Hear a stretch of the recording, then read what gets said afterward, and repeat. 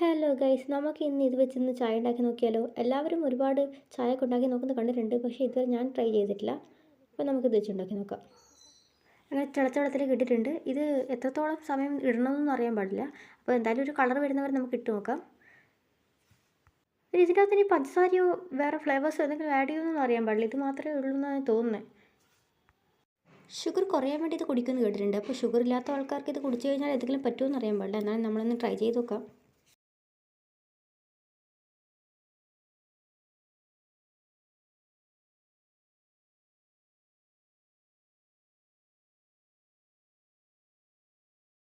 എന്തായാലും ഏകദേശം കളർ വന്നിട്ടുണ്ട്. ഇനി ഫ്ലെയിം ഓഫ് ചെയ്തേക്കാം.